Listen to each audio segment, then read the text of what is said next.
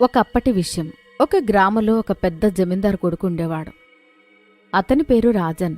రాజన్ చాలా ఘనంగా ఉండేవాడు.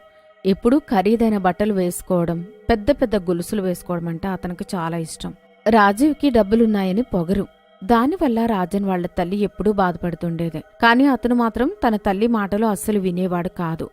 ఒకరోజు రాజన్ తల్లికి అతని మీద చాలా కోపం వస్తుంది. తను అతని దగ్గరికి వెళ్లి ఇలా అంటుంది. రాజన్ బాబూ, నువ్వు మనుష్యంతో ఈరోజు చెడుగా ప్రవర్తించావట కదా.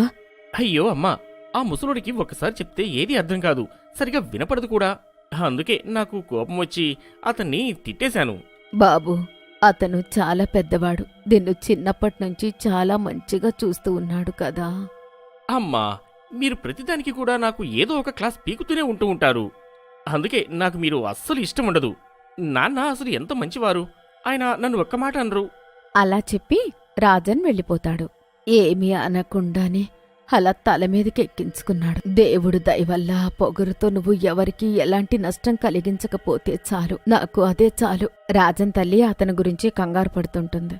ఇంకా దానికి ఒక్కటే పరిష్కారం, రాజన్ పెళ్ళి. అందుకే రాజన్ తల్లి ఆ రోజు రాత్రి తన భర్తతో ఆ విషయం గురించి మాట్లాడుతుంది. ఏమండి వినండి, పిన్నిగారు రాజన్ కోసం ఒక సంబంధం చెప్పారు కదా, ఏమయ్యింది? అరే, అప్పుడే రాజన్కి పెళ్లి చేయాల్సిన వయసు ఎక్కడ వచ్చింది? ఇంకా ఎంత వయసు రావాలంటారు?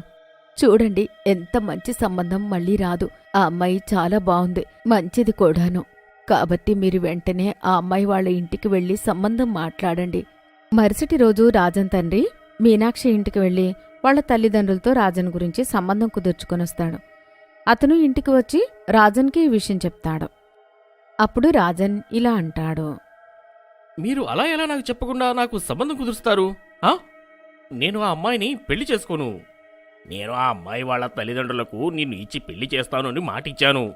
ఒకవేళ నువ్వు ఆ అమ్మాయిని పెళ్లి చేసుకోకపోతే నువ్వు ఈ క్షణమే ఇంట్లో నుంచి బయటకు వెళ్ళిపో, అర్థమైందా? ఇంకా రాజన్ ఏమీ చెయ్యలేక మీనాక్షిని పెళ్లి చేసుకోవాల్సి వస్తుంది.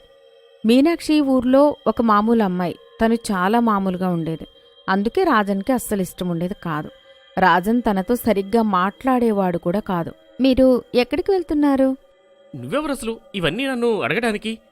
నువ్వు నీ హద్దుల్లో నువ్వు ఉంటే బాగుంటుంది. మా నాన్న బలవంతంగా నిన్నిచ్చి నాకు పెళ్లి చేశాడు. అందుకే ఇంకా నేను నిన్ను భరిస్తున్నాను. రాజన్ అలా చెప్పి అతని స్నేహితుడిని కలవడానికి వెళ్తాడు. మీనాక్షి పాపం తన గదిలో కూర్చుని ఒంటరిగా ఏడుస్తుంటుంది. రాజన్ అతని స్నేహితుడికి జరిగిన విషయమంతా చెప్తాడు. అతను కూడా చెడ్డ సలహాలిస్తాడు. ఒరేయ్, నా మాట విను, నువ్వు ఇక్కడి నుంచి సిటీకి వెళ్ళిపో. అప్పుడే నువ్వు ఆ సమస్య నుంచి, ఆ అమ్మాయి నుంచి తప్పించుకోగలవు. నేను చెప్పినట్లు చేయి, వెళ్ళిపో. కానీ నేను సిటీకి వెళ్ళి ఏం చేయాలి? ఓహో, అందరికీ చెప్పు నువ్వు నీ బిజినెస్ని పెంచడానికి వెళ్తున్నాను అని. అందరూ కూడా అదే అనుకుంటారు. ఇదైతే మంచి ఐడియా. ఇప్పుడే ఇంటికి వెళ్ళి నాన్నకి చెప్పి వెళ్తాను నేను. రాజన్ ఆ రోజు వాళ్ళ నాన్నని సిటీకి వెళ్లడానికి ఒప్పిస్తాడు. ఆ తర్వాత రాజన్ సిటీలో ఒక ఫ్లాట్ కిరాయికి తీసుకుని ఉంటాడు. కొన్ని రోజుల తర్వాత రాజన్కి ఒక అమ్మాయి చాలా బాగా నచ్చుతుంది. అతను ఉండే సొసైటీలోనే ఉంటుంది. రాజన్ ఆ అమ్మాయికి అతని పెళ్లి గురించి ఏమీ చెప్పడు. ఒకరోజు రాజన్ ఆ అమ్మాయితో ఇలా అంటాడు. రాధికా, రాధికా, రాధికా, నేను నిన్ను చూడకుండా, నీతో ఉండకుండా ఉండలేకపోతున్నాను. ఒకటే సొసైటీలో ఉండి కూడా మనమిద్దరం వేర్వేరుగా ఉంటున్నాం. అదే పెళ్లి కాకుండా మనం కలిసి అయితే ఉండలేం కదా. అయితే చేసుకుందాం మనం పెళ్లి. నాకైతే ఈ ప్రపంచంలో ఎవ్వరూ లేరు. నీకైతే మీ బాబాయ్ ఉన్నాడు, అంతే. ఆయనతో కూడా నువ్వు ఏమీ మాట్లాడడం లేదు. కాబట్టి ఇది మన జీవితం, మన డెసిషన్ మనమే తీసుకోవాలి. ఏమంటావు? రాధిక రాజన్ మాటలు కొప్పుకుంటుంది. ఆ తర్వాత వాళ్ళిద్దరూ ఒక గుడికి వెళ్లి పెళ్లి చేసుకుంటారు. అలా చూస్తూ చూస్తూ 2 నెలలు గడిచిపోతాయి. ఆ రోజు రాజన్ పుట్టినరోజుంటుంది. రాజన్ ఇంకా రాధిక కలిసి కేక్ కట్ చేస్తారు. ఆ తర్వాత రాధిక రాజన్కి కేక్ తినిపిస్తుంటుంది. అప్పుడే అక్కడికి మీనాక్షి వస్తుంది. మీనాక్షి ఇంకా రాజన్ ఒకరినొకరు చూసుకుని ఆశ్చర్యపోతారు. అప్పుడు మీనాక్షి, మీ పుట్టినరోజుకి సర్ప్రైజ్ ఇవ్వడానికి వచ్చాను. కానీ ఈ అమ్మాయి ఎవరు? నేను అతని భర్తని.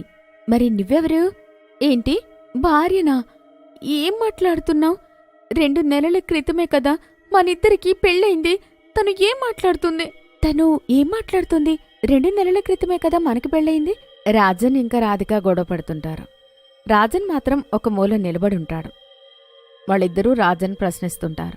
అతను నిశ్శబ్దంగా ఉండడం చూసి వాళ్ళిద్దరికి అర్థమవుతుంది రాజన్ వాళ్ళిద్దరినీ మోసం చేశాడని.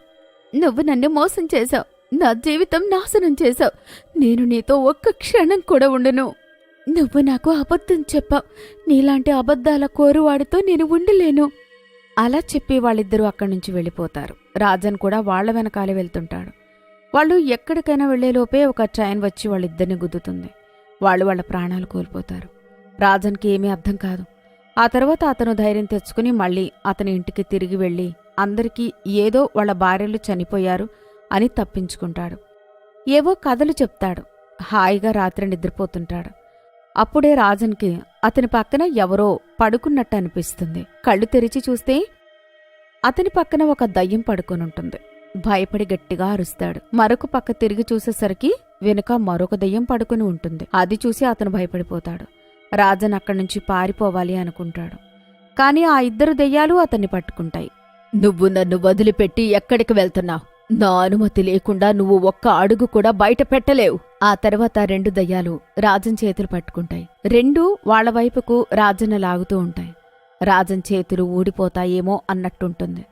కాని అప్పుడే తలుపు శబ్దమవుతుంది. 2 దయ్యాలు మాయమైపోతాయి. రాత్రంతా రాజన్ని ఇలానే గడుపుతాడు. ఆ తర్వాత ఉదయాన్నే అతను స్నేహితుడి దగ్గరికి వెళ్లి సిటీలో జరిగిన విషయమంతా చెప్తాడు. ఒరే, నువ్వు ఏం చేశావు? నువ్వు అలా చేయకూడదు. రాత్రి వచ్చిన ఆ 2 దెయ్యాలు ఎవరో కాదు, నీ 2 భార్యలే. వాళ్లే వచ్చారు. నువ్వసలు ఇలా చేసి ఉండకూడదు. రాజన్ చాలా భయపడిపోతాడు. ఇంకా ఏం చెయ్యాలో అర్థం కాక ఒంటరిగా తన ఇంటికి వెళ్తుంటాడు. కాసేపట్లోనే చీకటి పడుతుంది. రాజన్ చాలా వేగంగా ఇంటివైపుకెళ్తుంటాడు. అప్పుడే దారిలో అతనికి చెట్టు మీద ఒక దయ్యం ఉల్టా వేలాడుతూ కనబడుతుంది. ఆ దయ్యం రాజన్ని చెట్టు మీదకు లాక్కుంటుంది. ఇంకా అతన్ని ఉల్టా వేలాడదీస్తుంది. అతను చెట్టుకి ఊగుతూ అరుస్తూ ఉంటాడు. అరే, వీడికి మనల్ని అన్యాయం చేసినట్టు అనిపించడం లేదు. ఒకరోజు నువ్వు నన్ను పెళ్లి చేసుకున్నావు.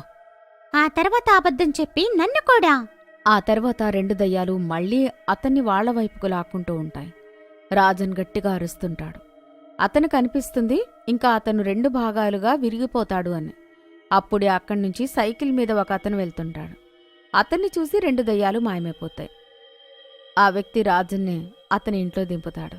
రాజన్ పరిస్థితి చూసి వాళ్ల అమ్మా నాన్న ఆశ్చర్యపోతారు. ఇంకా అతనికి ఏం జరిగిందని అడుగుతారు. అరే బాబూ, రాజన్ నీకేమయ్యింది? ఎందుకు ఇలా ఉన్నావు? రాజన్ భయపడతాడు. అందుకే వాళ్ళ అమ్మా నాన్నలకి నిజం చెప్పకుండా తప్పించుకుంటాడు. కాని రోజురోజుకి రాజన్ పరిస్థితి ఘోరంగా తయారవుతుంటుంది. ఆ దయ్యాలు రోజూ అతన్ని ఇబ్బంది పెడుతూ ఉంటాయి. ఒకరోజు రాజన్ తల్లి రాజన్కి పాలివ్వడానికి అతని గది దగ్గరికి వెళ్తుంది. అతని గది బయట నుండే రాజన్ అరుపులు వినిపిస్తుంటాయి.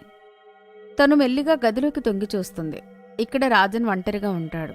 ఇంకా ఎవరితోనో మాట్లాడుతుంటాడు. రాజన్ తల్లి త్వరగా వెళ్లి ఆ విషయం వాళ్ల నాన్నకి చెప్తుంది. వాడిపై ఏదో దెయ్యం ప్రభావం ఉంది. మీరు త్వరగా వెళ్లి బాబాని తీసుకుని రండి. మరుసటి రోజు ఉదయం ఆ బాబా రాజన్ ఇంటికొస్తాడు. ఇంక రాజన్ని ఒక గుండ్రంగా గీసిన గీతలో కూర్చోబెడతాడు. ఆ తర్వాత అతని మంత్రశక్తులతో ఆ 2 దెయ్యాలను పిలిపిస్తాడు. అరే, మీరిద్దరూ నా కొడుకు వెనక ఎందుకు పడుతున్నారు? వదలండి, ప్రశాంతంగా బ్రతకనివ్వండి. వీడు మమ్మల్నేమన్నా హాయిగా బ్రతకనిచ్చాడా? మేము వీణ్ణి హాయిగా బ్రతకనివ్వడానికి అసలు మేము ఎవరమో తెలుసా? ఇప్పుడు అసలు విషయం నువ్వు మీ అమ్మ నాన్నకి చెప్తావా, లేకుంటే నిన్ను చంపమంటావా? అమ్మా, వీళ్ళిద్దరూ నా భార్యలు. ఒకరు మీనాక్షి, ఇంకొకరు రాధిక. నేను సిటీకి వెళ్ళాక నేను రాధికాని పెళ్లి చేసుకున్నాను. నా పుట్టినరోజు నాడు మీనాక్షి నన్ను రాధికతో చూసిన తరువాత వాళ్ళిద్దరికీ నా గురించి తెలిసిపోయింది. వీళ్ళిద్దరూ కోపంగా అక్కడి నుంచి వెళ్ళిపోయారు. ఇంకా ట్రైన్ కింద పడి వాళ్ల ప్రాణాల్ని వదిలిపెట్టారు. అది జరిగింది. రాజన్ వాళ్ల ముందర కాళ్ళు చేతులు పట్టుకుంటాడు. కాని రాజన్ తల్లిదండ్రులు అతన్ని అక్కడ్నుంచి వెళ్లగొట్టేస్తారు. అది చూసి 2 దెయ్యాలకు చాలా శాంతి లభిస్తుంది. ఆ తర్వాత 2 దెయ్యాలు అక్కడ్నుంచి మాయమైపోతాయి.